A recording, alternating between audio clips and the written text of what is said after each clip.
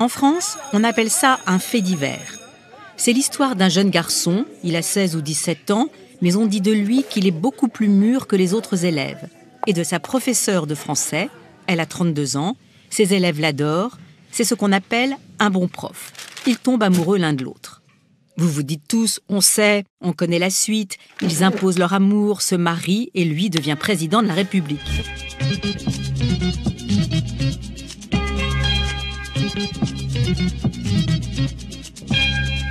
À chaque fois, il y a quelqu'un qui est furieux contre moi. Oh oh! Oh oh! Oh! Est-ce qu'il y a quelqu'un qui a vu la présidence française? Quelqu'un les a vus?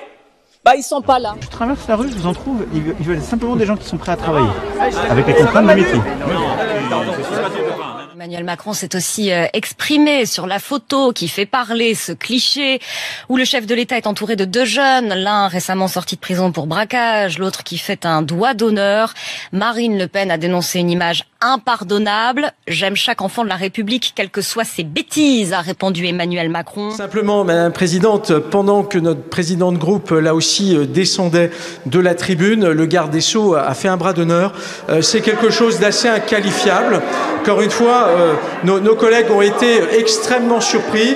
On ne peut qu'être choqué par ce genre de pratique. Encore une fois, normalement, un ministre de la République au sein de l'enceinte du Parlement devrait avoir un devoir d'exemplarité. Manifestement, il n'en est rien.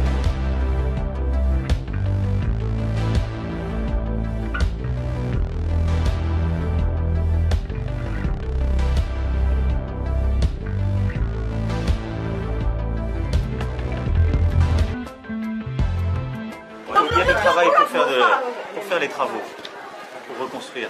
Des jeunes comme toi, là t'es costaud comme tout. Il faut que tu travailles là-dedans. Non mais il ne faut pas rester comme ça et pas refaire des bêtises. Hein. Les braquages c'est fini. Hein. Voilà. On l'a dit. N'oublie pas. Non, j'ai pas oublié. Ta mère elle mérite mieux que ça. Allez.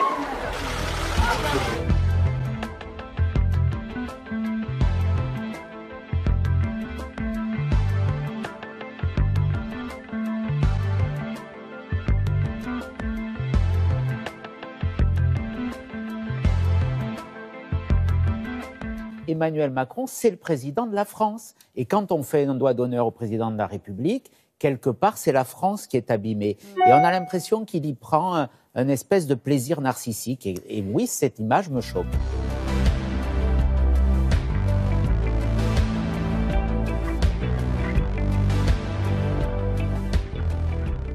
Ce jeune dont vous parlez, quelques minutes après, on était en bas, au milieu des immeubles.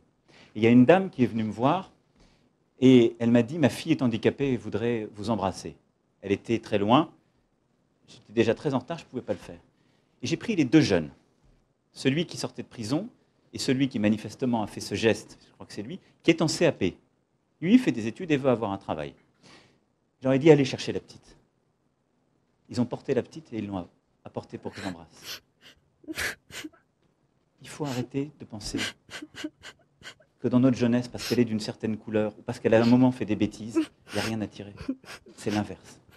Moi, mon rôle, c'est de chercher dans chaque jeune de la République ce qu'il a de bon à offrir. Ils l'ont fait. Et ces deux gamins qui, sans doute, ont fait plein de bêtises, des choses très répréhensibles, ont beaucoup ennuyé la vie du quartier, sans doute.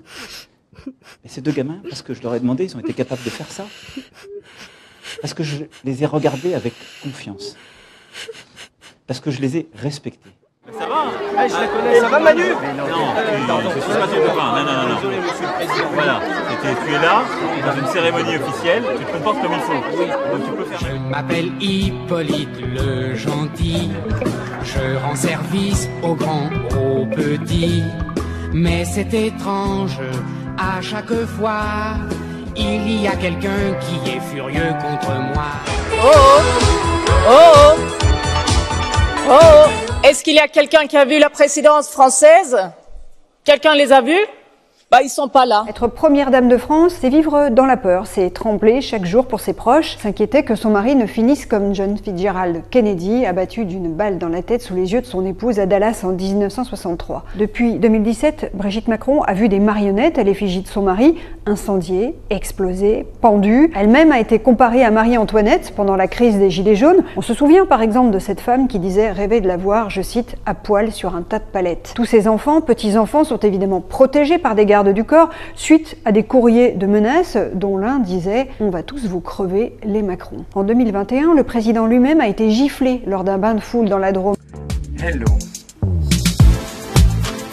Aujourd'hui, je veux démontrer que la claque que recevra M. Macron n'est qu'un canular.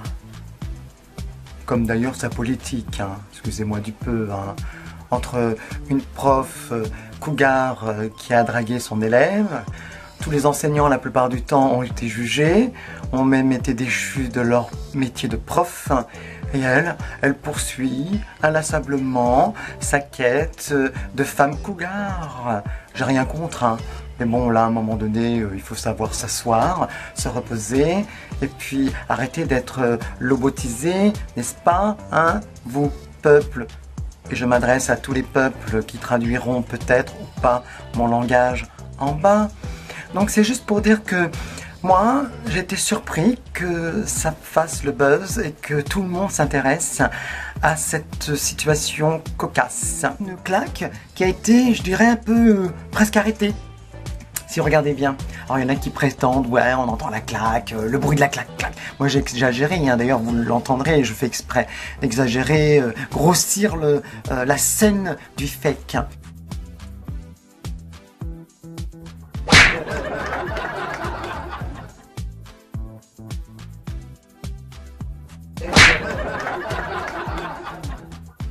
Car n'oubliez pas que un président, j'en ai vu des milliers à la télé, je parle des milliers protocoles, hein, Barton, non pas de président.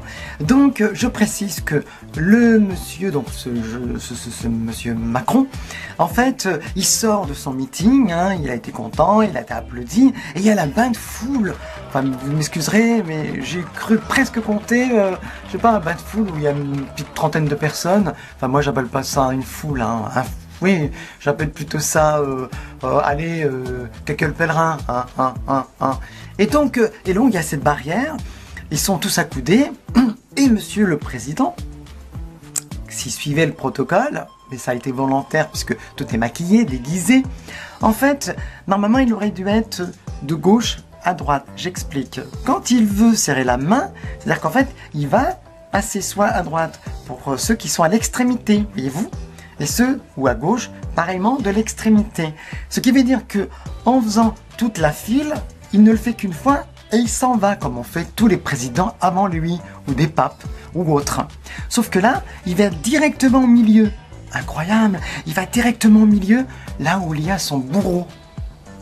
En plus, regardez bien, quand il va au milieu, eh bien en fait, il va lui tenir pratiquement le bras. Regardez.